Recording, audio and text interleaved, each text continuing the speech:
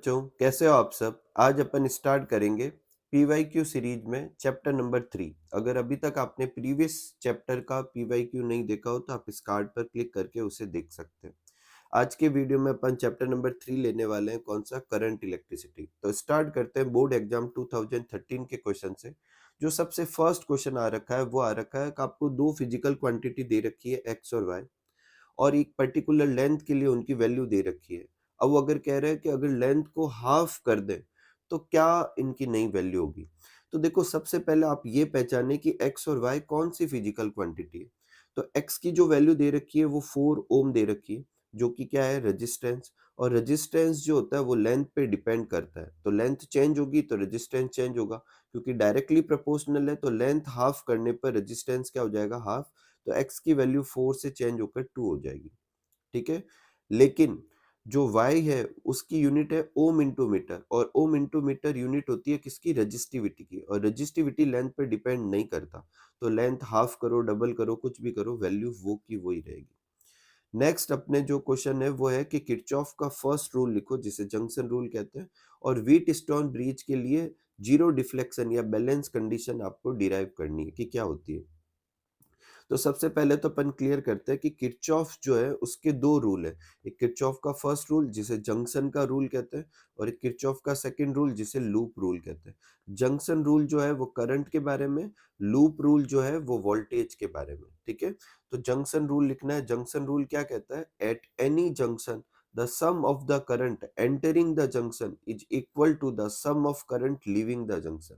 जैसे मान लो ये एक जंक्शन पॉइंट है जहाँ पर बहुत सारे वायर क्या हो रहे हैं? कनेक्ट हो रहे हैं, तो ये जंक्शन मान सकते हैं। तो इस जंक्शन पे आने वाली करंट, जैसे इस वाले डायग्राम के हिसाब से I2 इस तरफ आ रही है जंक्शन की तरफ, I1 भी जंक्शन की तरफ आ रही है, I5 भी जंक्शन की तरफ आ रही है, और कौन सी करंट जा रही है? I3 जंक्शन से जा रही है, I4 भी जंक्शन से जा रही है। तो आने वाली इनकमिंग करंट I1, I2 और I5 का सम इक्वल होगा किसके? जाने वाली करंट I3 और I4 के। ठीक है। अब क्योंकि करंट जो होता है वो फ्लो ऑफ चार्ज होता है, तो अपन ऐसे समझ सकते हैं कि इस वाले जंक्शन पे टोटल जितना चार्ज आ रहा है उतना ही जा रहा है। इसका मतलब जंक्शन रूल किस पर बेस्ड होता है? कंजर्वेशन ऑफ चार्ज पर बेस्ड होता है। अब अपन लेते हैं व्हीट स्टोन ब्रिज। तो सबसे पहले अपन सर्किट डायग्राम बनाएंगे। सर्किट डायग्राम में क्या करेंगे? अपन 4 पॉइंट लेंगे। ठीक है। और इन पॉइंट के बीच में 4 रजिस्टर ऐड कर देंगे। ठीक है। ये सेकंड रजिस्टर, ये थर्ड रजिस्टर, ये फोर्थ रजिस्टर। ठीक है। ये मान लेते हैं ए पॉइंट है, ये बी है, ये डी है, और ये सी पॉइंट है। ए और सी के बीच में अपन बैटरी लगा देंगे, इसे ए सी को अपन क्या कहेंगे? बैटरी आर्म कहेंगे। और बी और डी के बीच में गैल्वेनोमीटर अटैच कर देंगे, इसे क्या कहेंगे? गैल्वेनोमीटर आर्म कहेंगे। और ये सब अपन नोट कर लेंगे कि suppose there are 4 resistor R1, R2, R3, R4 connected in Wheatstone. Battery is connected between AC and galvanometer is connected between the BD. ठीक है। अब बैलेंस कंडीशन जब होगी तो बैलेंस कंडीशन वो होगी जहां पर गैल्वेनोमीटर के अंदर कोई करंट पास नहीं होगी। ठीक है। ये क्लियर। अब आगे अपन किरचॉफ का पहले जंक्शन रूल लगाते हैं दो जंक्शन पर, एक तो बी पॉइंट पर और एक लगाएंगे किस पे? डी पॉइंट पर। तो अगर इधर जंक्शन रूल लगाते हैं तो यहाँ पे देखो, अगर गैल्वेनोमीटर में करंट जाती तो ये I2 है, ये करंट आ रही है, I4 करंट जा रही है, और अगर गैल्वेनोमीटर में जाती तो ऐसे ही इसमें भी जाती, लेकिन गैल्वेनोमीटर में तो करंट है नहीं, तो I2 आ रही है और I4 जा रही है, तो I2 की वैल्यू किसके इक्वल होगी? I4 के इक्वल आ जाएगी। सेम ऐसे कैसे? इस वाली जंक्शन पर I1 की जो वैल्यू होगी वो किसके इक्वल हो जाएगी? I3 के इक्वल हो जाएगी। ठीक है। तो ये अपन ने यहाँ पे नोट कर दिया। फिर अपन किरचॉफ का लूप रूल लगाते हैं। मैं आपको एक बार लूप रूल समझा देता हूँ। लूप रूल किसी लूप के अंदर लगेगा। इसमें आपको एक लूप की डायरेक्शन एज्यूम करनी होगी।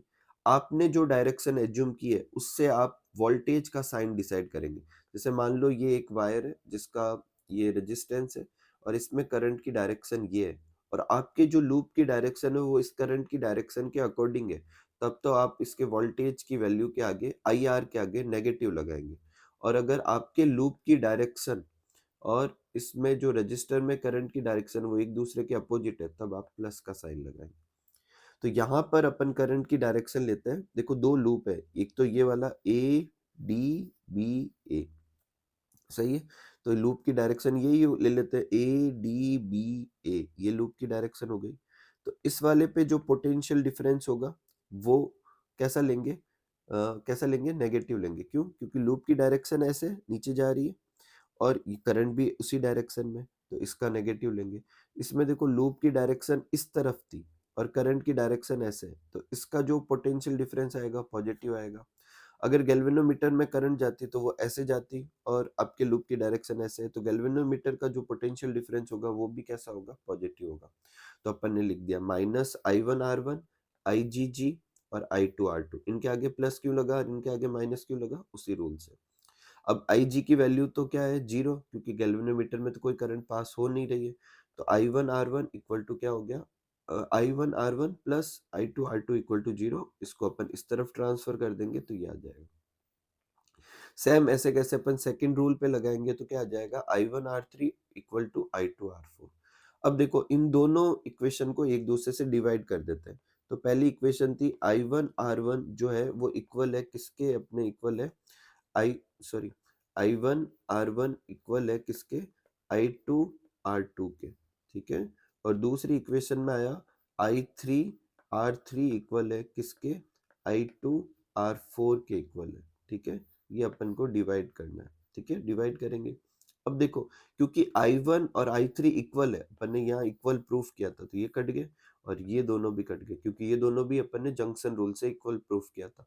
तो क्या आ गया, R1 अपॉन क्या आ जाएगा, R1 upon R3 equal to R2 upon R4।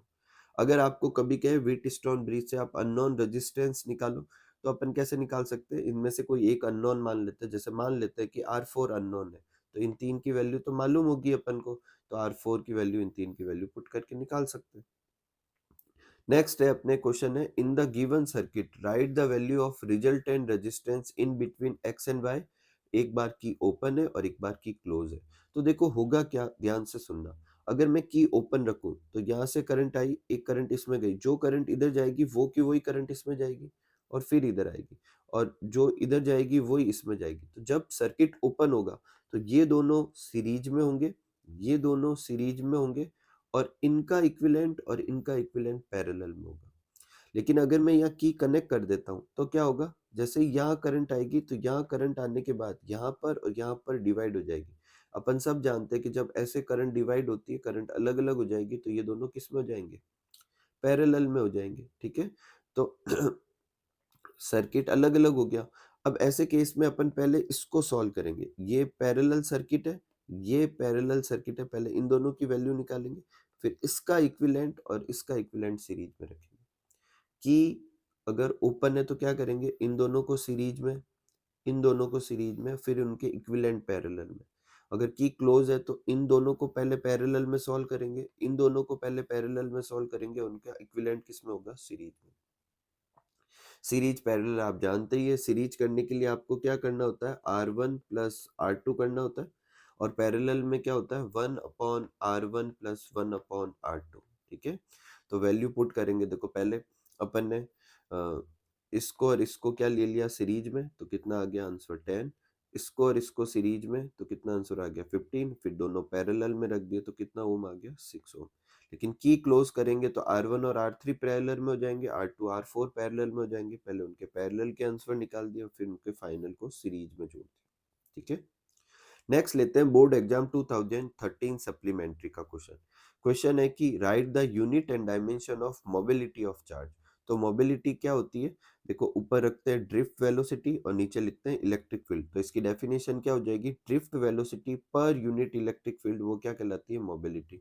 इसकी यूनिट क्या हो जाएगी, ऊपर वेलोसिटी की पुट करेंगे, नीचे इलेक्ट्रिक फील्ड की। तो ऊपर मीटर पर सेकेंड, नीचे वोल्ट पर मीटर। तो इसको सॉल्व करेंगे तो ये यूनिट आ जाएगी। डायमेंशन भी ये डायमेंशन है, ठीक है।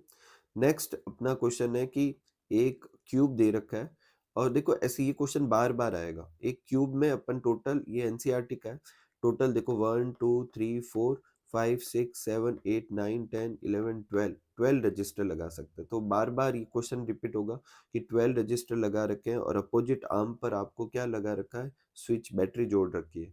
तो इसका इक्विवेलेंट रेजिस्टेंस फाइंड करना होगा। हाँ, समटाइम्स आपको इंडिविजुअल रेजिस्टेंस की वैल्यू दे रखी होगी और समटाइम्स आपको नहीं दे रखी है। जैसे कि इस क्वेश्चन में ये कह रहा है कि 12 रेजिस्टेंस है और सबका रेजिस्टेंस सेम है और स्मॉल आर, ठीक है, तो कोई वैल्यू नहीं है, मतलब ऐसे 1 2 3 ऐसे कोई वैल्यू नहीं दे रखी है, ठीक है। तो कैसे करेंगे, देखो बेटा, इस वाले क्वेश्चन को क्या करेंगे, ये नेटवर्क को आप सीरीज पैरेलल में तो कंबाइन नहीं कर सकते, तो सिमेट्रिक अरेंजमेंट का फायदा उठाएंगे। तो अपन क्या करते हैं, देखो इस वाले पॉइंट पर, ये जो पॉइंट है यहाँ पर जब करंट, जैसे यहाँ सर्किट जोड़ रखा है तो पॉजिटिव टर्मिनल से करंट आती है तो यहाँ आएगी और 3 पार्ट में डिवाइड करेगी, ठीक है। अब आप 2 तरीके कर सकते हो, या तो या आई करंट लो, ठीक है, और उसके 3 सेक्शन कर दो, I/3, I/3, I/3, ठीक है। और फिर I/3 जब यहाँ पे जाएगी तो फिर 2 पार्ट में डिवाइड होगी, तो I/6, I/6 ऐसे भी कर सकते हैं। और एक तरीका है जैसे कि एनसीईआरटी में कर रखा और मैं भी करा रहा हूँ, यहाँ पर आप 3I करंट मान लो कि सर्किट में टोटल करंट कितनी पास हो रही है, 3I, तो 3I आके यहाँ पे डिवाइड होगी तो I और I में डिवाइड हो जाएगी, और ये I जब इधर जाएगा तो I/2 में, सेम ऐसे कैसे ये आई करंट जब इधर जाएगी तो I/2 में, सब ऐसे करके अपन ने डिवाइड कर दी। या I/2 वापस मिलके आई हो गई, यहाँ पर I/2 मिलके वापस आई हो गई, लास्ट में सब आई जो है वापस मिलकर वापस क्या हो गई, 3I हो गई। कोई समस्या नहीं है, ठीक है। अब अपन किरचॉफ का रूल लगाते हैं किसके बीच में, ए पॉइंट और कौन से पॉइंट, सी डैश के बीच में। तो यहाँ लूप कौन सा है, देखो ए बी, ये वाली साइड और ये घूम के ये वाली साइड, ठीक है। तो किरचॉफ का रूल लगाते हैं। तो अपन क्या करते हैं कि जो यही डायरेक्शन ले लेते हैं, ऐसे अपन ने डायरेक्शन एज्यूम कर ली, ठीक है। तो लूप की डायरेक्शन इस वाले में तो सेम है, तो यहाँ पर क्या हो जाएगा, इसकी वैल्यू, इसमें करंट कितनी है आई, इसका रेजिस्टेंस कितना आर, नेगेटिव क्यों लगाया, क्योंकि सेम डायरेक्शन थी। इसमें करंट कितनी है, I/2, रेजिस्टेंस सबका ही आर है, और इसमें भी माइनस लगेगा, इसमें भी माइनस लगेगा। और बैटरी के लिए क्या रूल होता है, देखो जैसे बैटरी ये है, ठीक है, ये माइनस और ये प्लस, तो अगर आपका लूप प्लस की तरफ जा रहा है तब तो आपको प्लस लेना है, आपका लूप माइनस की तरफ जा रहा है तो माइनस लेना है। तो ये अपने लूप की डायरेक्शन ऐसे ली थी तो ये प्लस टर्मिनल की तरफ जा रहा है तो ये अपने प्लस वी ली, ठीक है। तो वी की ये अपने वैल्यू आ गई, ये सब माइनस की थी उस तरफ ट्रांसफर कर दी। अब ओम्स रूल लगाएंगे, वी की जगह क्या लिख सकते हैं, आई आर, लेकिन याद रखना ये आई आर का मतलब आई टोटल करंट होती है और आर टोटल रेजिस्टेंस होता है। तो टोटल करंट अपन ने कितनी ली थी, 3I, और टोटल रेजिस्टेंस अपन मान लेते हैं आर, जो कि अपन निकालना चाह रहे हैं। तो 3I इक्वल टू ये, इसमें आई कॉमन आ जाएगा, आई से आई कट जाएगा, ठीक है। इन सबको सॉल्व करेंगे तो ये होगा, ये 3 नीचे ट्रांसफर कर देंगे तो फाइनल आंसर क्या आ जाएगा, 5R/6। अब मान लो इंडिविजुअल रेजिस्टेंस की वैल्यू दे रखी होती तो वो वैल्यू यहाँ पुट कर देते, ठीक है। नेक्स्ट है बोर्ड एग्जाम 2014 में एक क्वेश्चन आ रखा, हाँ एक चीज मैं आपको क्लियर कर देता हूँ, इस वाले चैप्टर में से पोटेंशियोमीटर, मीटर ब्रिज, ये सब के क्वेश्चन कट चुके हैं आपके, अभी सिलेबस में नहीं है। तो प्रीवियस ईयर के आप क्वेश्चन देखोगे तो उसमें उनके क्वेश्चन आ रखे, तो वो मैंने लिखे ही नहीं, ठीक है, वो मैंने हटा दिए, ठीक है। नेक्स्ट है ऑब्टेन करना है J equal to sigma E. J क्या होता है बेटा, करंट डेंसिटी, सिग्मा अपने क्या होती है, कंडक्टिविटी, और ई क्या है, इलेक्ट्रिक फील्ड। और अपन को इसका डेरिवेशन 2 तरीके से निकाल सकते हैं। तो ये बुक में क्वेश्चन, जब बोर्ड में क्वेश्चन आया तो ये कह रहा है कि ड्रिफ्ट वेलोसिटी वाले से निकालना है। तो पहले तो J क्या होता है, करंट डेंसिटी, जिसमें ऊपर करंट पुट करते हैं और नीचे क्या पुट करते हैं, cross section area. Relation between आई और ड्रिफ्ट वेलोसिटी में निवेशन, जो रिलेशन होता है वो होता है NaVdE, जहाँ N क्या है, number of electron, A cross section area, drift velocity और चार्ज ऑफ इलेक्ट्रॉन, ठीक है। अभी अपन ने देखा J की वैल्यू क्या होती है, I/A, तो J इक्वल टू आई के ऊपर वैल्यू पुट कर देंगे, नीचे A की पुट कर देंगे, A से A कट जाएगा तो J की वैल्यू क्या आ जाएगी, NVdE, ठीक है। फिर ड्रिफ्ट वेलोसिटी का जो डेफिनेशन है, उससे ड्रिफ्ट वेलोसिटी का ये फॉर्मूला होता है, आपको याद करना है, ठीक है। अब अपन क्या करेंगे, ये वाली वैल्यू जो है वो यहाँ Vd की जगह पुट कर देंगे, ये अपन ने वैल्यू पुट कर दी, ठीक है। E और E मल्टीप्लाई होके E स्क्वायर हो गया, बाकी ये सिंपल सा। अब इसमें से E, कैपिटल E जो इलेक्ट्रिक फील्ड है, उसके अलावा जो भी ये पीछे बचता है, ये वैल्यू किसकी है, कंडक्टिविटी की, तो यहाँ सिग्मा लिख देंगे, और ये क्या हो गया, J equal to sigma E आ गया। यहाँ पे सिंबल क्या क्या है वो मैं बता देता हूँ, स्मॉल ई है इलेक्ट्रॉन का चार्ज, कैपिटल ई है इलेक्ट्रिक फील्ड, स्मॉल m जो है मास, और मास ऑफ इलेक्ट्रॉन, और जो ये टो दे रखा है वो रिलैक्सेशन टाइम है, और सिग्मा जो है वो क्या है, कंडक्टिविटी। नेक्स्ट क्वेश्चन लेते हैं कि दो सेल है जिसका ईएमएफ है E1 और E2, उसे अपन ने किसमें कनेक्ट कर रखा है, सीरीज में, और उनके internal resistance R1 and R2 है। अपन को इक्विवेलेंट रेजिस्टेंस और इक्विवेलेंट ईएमएफ निकालना है। ठीक है, तो ये अपन ने दो सेल जोड़ दिए, ये एक सेल और इसके आगे दूसरा सेल जोड़ दिया, तो ये सीरीज में जोड़ दिया और ये इनका इक्विवेलेंट सर्किट बना दिया। तो combination of cell in which one terminal of A is joined with the opposite terminal of second cell। देखो इसका नेगेटिव टर्मिनल इसके पॉजिटिव से जुड़ा हुआ है, ऐसे को क्या कहेंगे, सीरीज। मान लेते हैं कि दो सेल है जिसका ईएमएफ E1 और E2 है, इंटरनल रेजिस्टेंस स्मॉल r1 और स्मॉल r2 है। ठीक है, करंट फ्लो जो कर रही है वो दोनों में सेम है, क्योंकि जो सीरीज होता है उसमें करंट हमेशा सेम रहती है, और जो टर्मिनल वोल्टेज है वो दोनों में अलग है। तो टोटल टर्मिनल वोल्टेज कैसे निकालेंगे, दोनों की टर्मिनल वोल्टेज को जोड़ देंगे, V equal to V1 plus V2।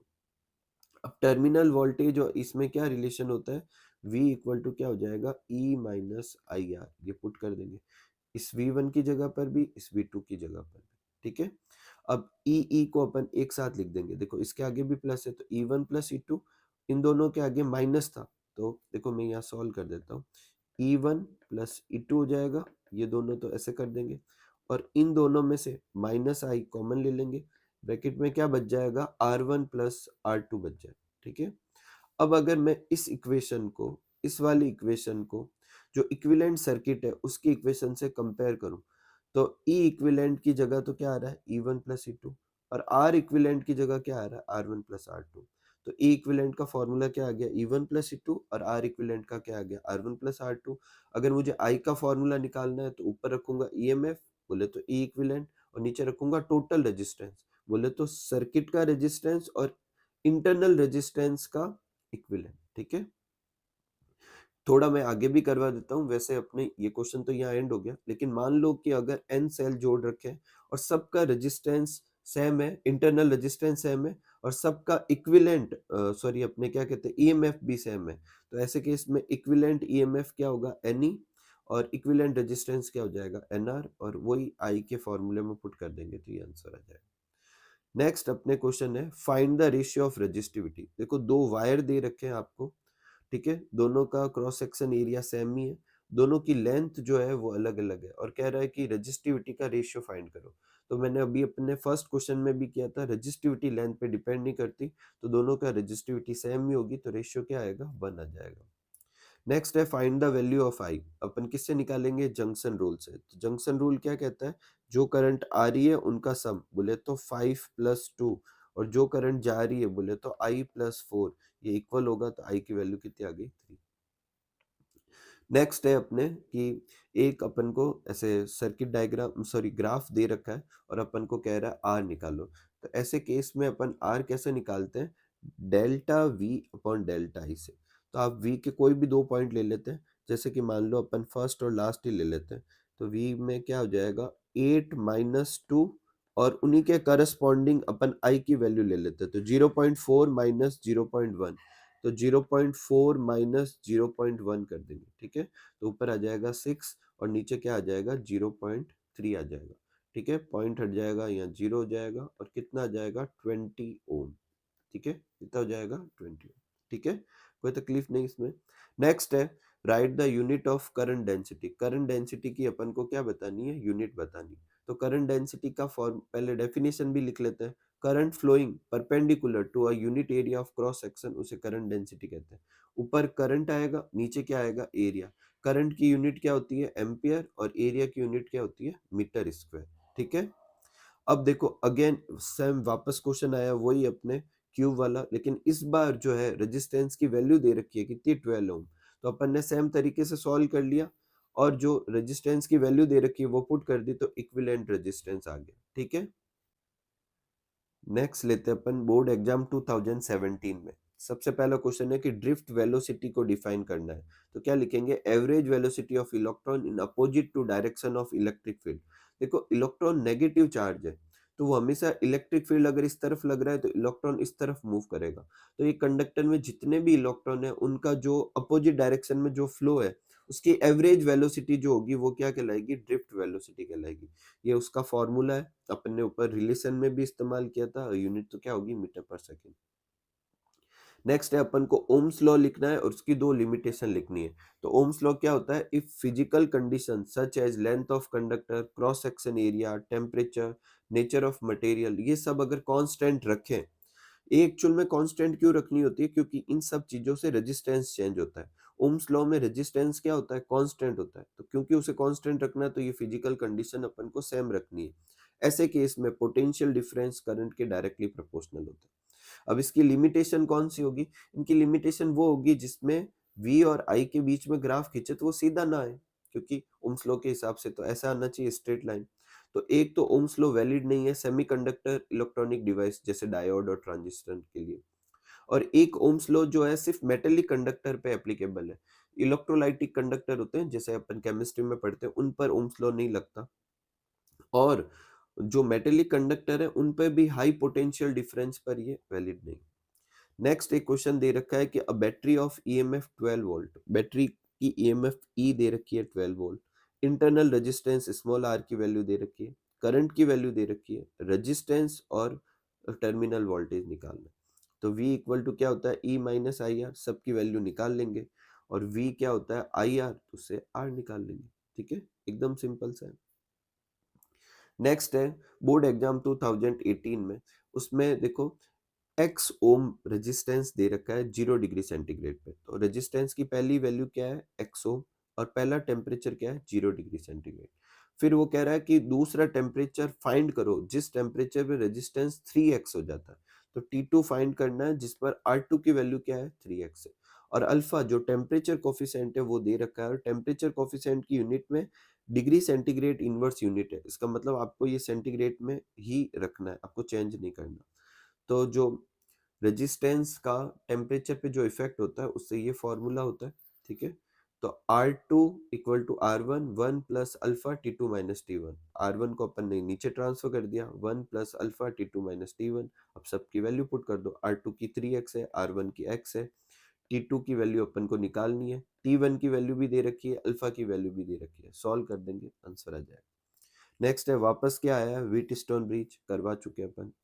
Next है बोर्ड एग्जाम 2018 सप्लीमेंट्री, इसमें क्या दे रखा है कि दो क्वांटिटी दे रखी है, एक दे रखी है P और एक Q, अगेन सेम क्वेश्चन है, ये जो अपन ने सबसे फर्स्ट क्वेश्चन किया था, ये 4 ओम दे रखा है, ये 24 इंटू 10⁻⁻8 दे रखा है। ठीक है, अब क्या कह रहा है कि लेंथ को 1/4 कर रहे हैं, इस बार क्या कर रहे हैं, 1/4। मैंने पहले भी बोला ये रेजिस्टेंस है, कैसे पता चला, यूनिट से, ये रेजिस्टिविटी है, कैसे पता चला, यूनिट से। रेजिस्टेंस तो लेंथ के साथ चेंज होगा लेकिन रेजिस्टिविटी चेंज नहीं होगी, तो रेजिस्टेंस कितना हो जाएगा, पहले के कंपेयर में 1/4 हो जाएगा, और रेजिस्टिविटी वो की वही रहेगी। नेक्स्ट है deduct the microscopic form of Ohm's law, तो basically microscopic form of Ohm's law, alternate form of Ohm's law पूछे तो वो J equal to sigma E है। ठीक है, और इसकी अगर ओम्स लॉ की वेक्टर फॉर्म पूछे तो भी अपन को यही लिखनी है।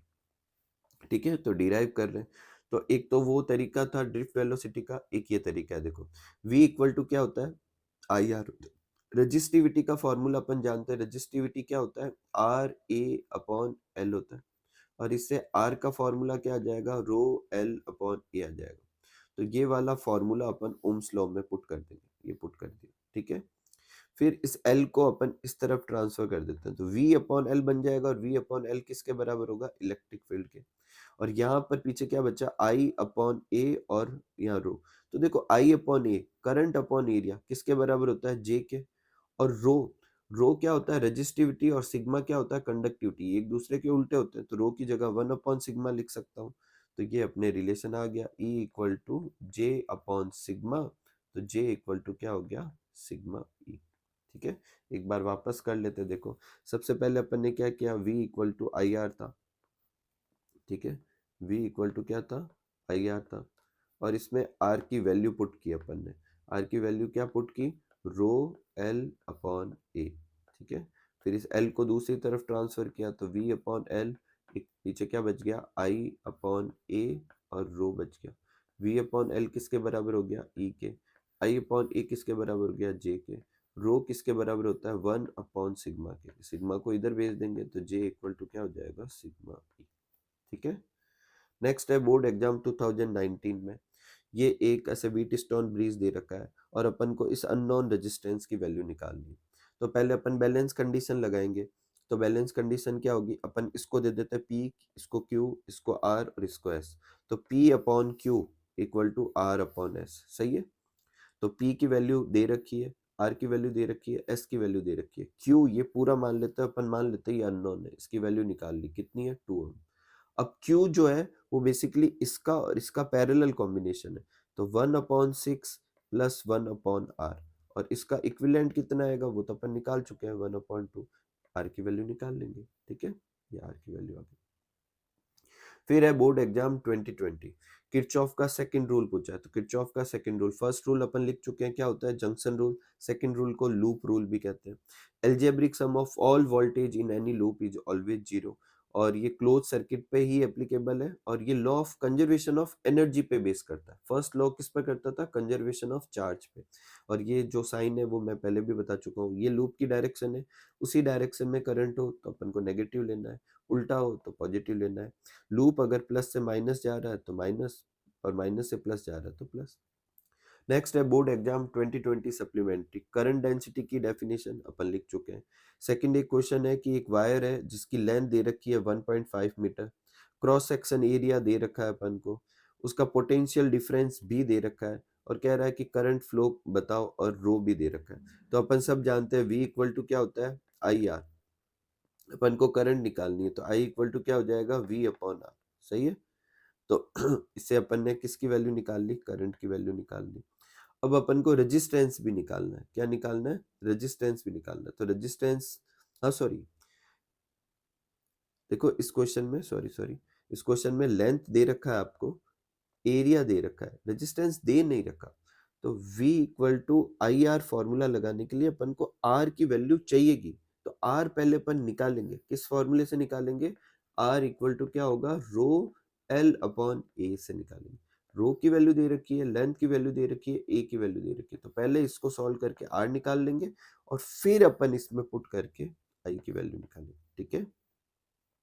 नेक्स्ट है unit of electromotive force. Electromotive force एक तरह का पोटेंशियल डिफरेंस ही है, तो वोल्ट, ठीक है।